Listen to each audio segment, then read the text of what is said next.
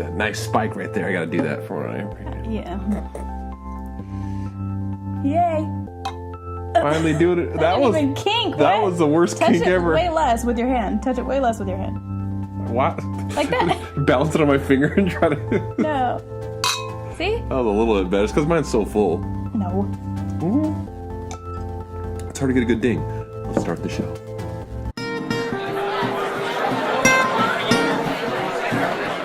Oh. It just comes back with you going, oh, and me rubbing the crap out of my nose. You're just like, oh, yeah, anyways, why wouldn't watch us? Why wouldn't anybody want to watch us? I'm like, oh. We're so attractive. Okay, it's not like I was picking my nose. Oh, now I got hair in my face. Ew. Jesus. Look at you. Like, that's gross. My own hair fell in my face a little bit. You're all, ew. I've never lost a hair. Hello. Hello. Welcome to Movie Phone. No. Welcome to December. It is the month of December. Sued now. We're just for that. It is the month of December. So what does that mean? Christmas movies. Time. Christmas time. Christmas movies. Yay. Look at all that. Snow falling? Probably not. You probably didn't pick that background. I'm probably too lazy to do that. Anyways, yeah, so it's Christmas time, so we are just going to review movies, and obviously if you clicked on here, you notice the movie is one of our all-time faves. National Lampoon's Christmas Vacation. Mr. Chevy Chase. Again. Another Chevy we Chase just did Funny Farm, didn't we? Yes, we did. We did not plan this. It's got it's got a lot of actors in it. What was it? 1989. Jeez, it seems like it was a long time ago, but it seems like it's more recent, like it was late 90s. Not.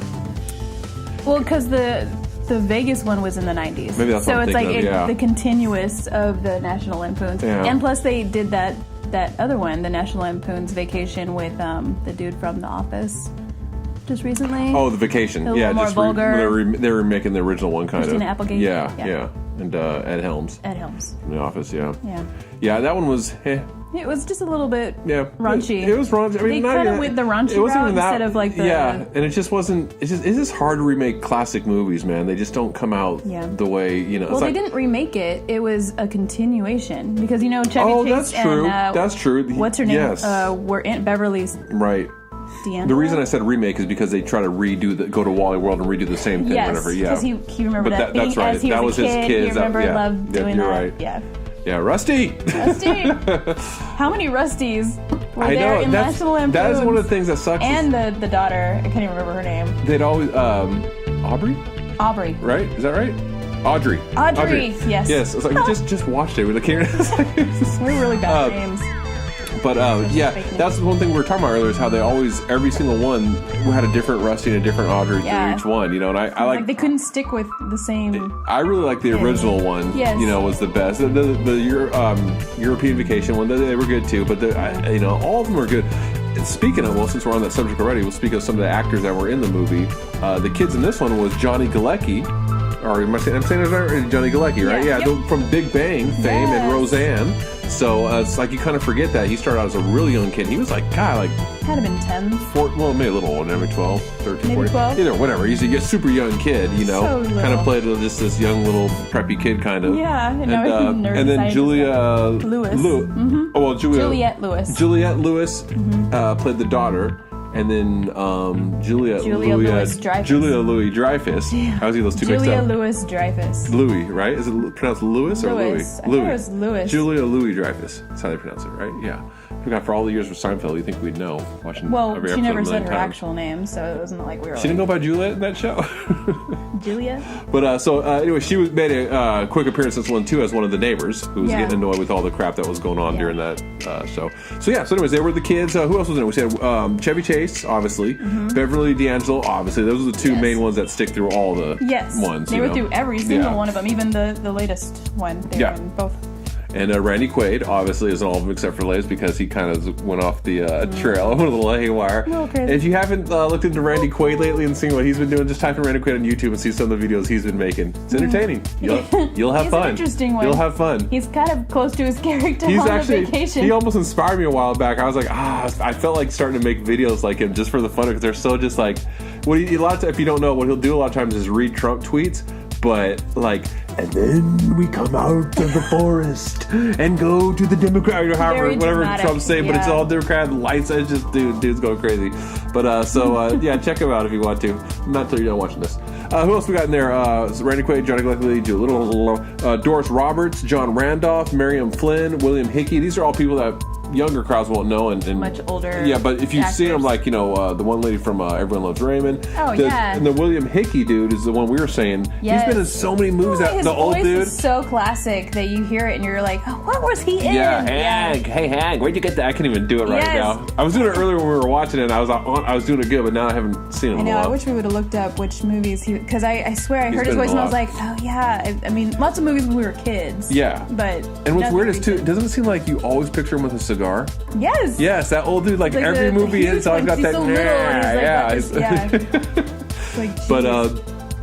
So anyway, what are some of your favorite scenes in that movie?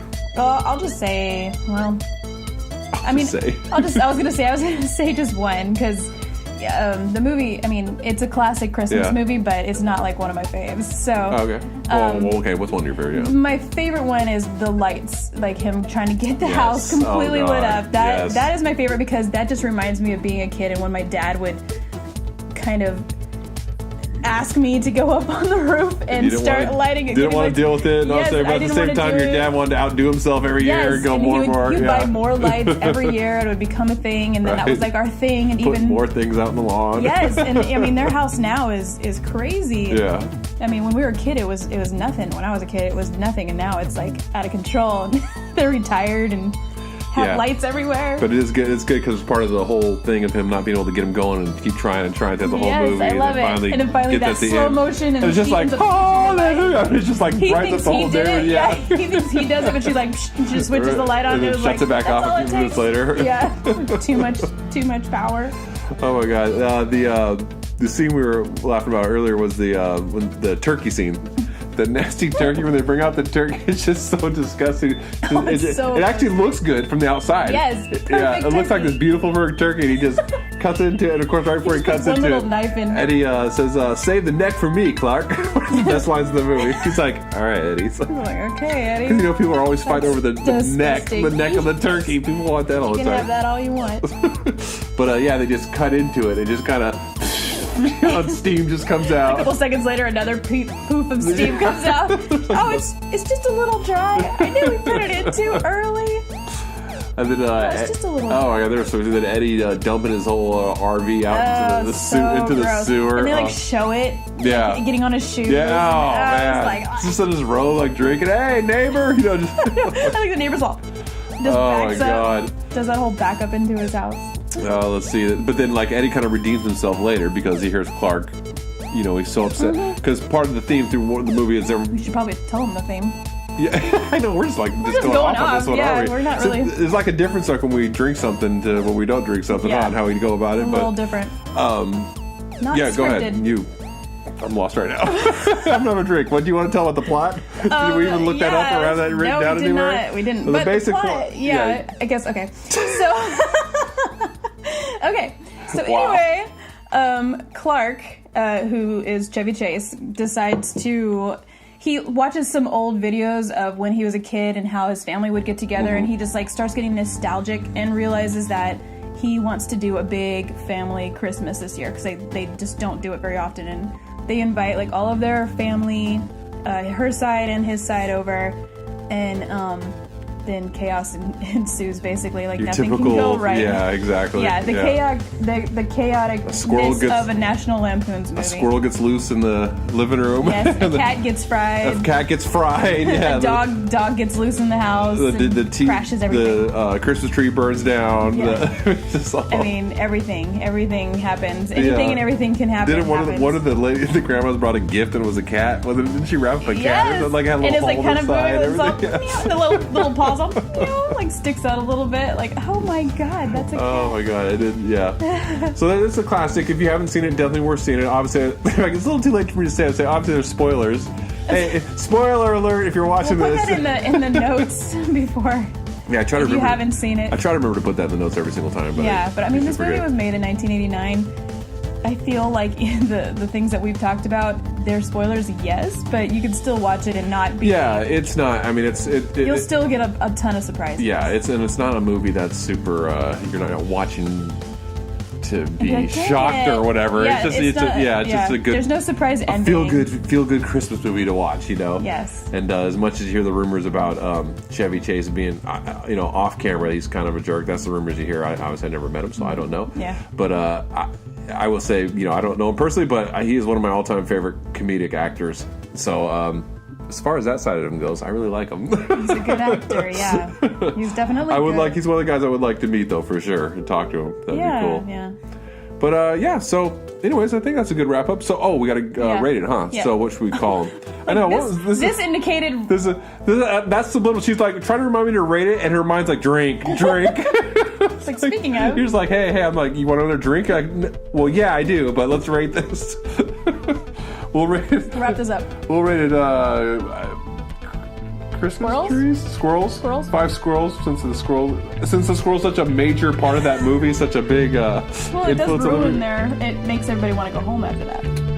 Yeah, that's true. It is actually an integral part of it. Yeah. And it Everybody's like everything. withstanding everything up until that moment, and they're like, okay, the squirrel was enough. Oh, I think I got off earlier too. I forgot to finish my little thing about Eddie redeeming himself. He ends up going to here because Clark can't the whole time he's supposed to get a bonus and they're going to put it in a pool. A Christmas bonus. Yeah, and the bonus ends up being just like the $20 or something. No, I think it's remember it's a year membership to the Jelly Club or something like that. Yeah. So he's all ticked off and everything. We thought it was going to be money, and they were like I think they were spending a lot of money or something, and they're like, oh, we'll just get the Christmas bonus and make up for it or whatever. So he just starts ranting about wanting someone to bring him to the house. He's not totally serious, but Eddie takes it seriously. Goes and kidnaps his him. RV and takes RV and goes kidnaps Clark's boss and brings him back to him. So much merriment for all. Yes. Much to laugh at. Yes.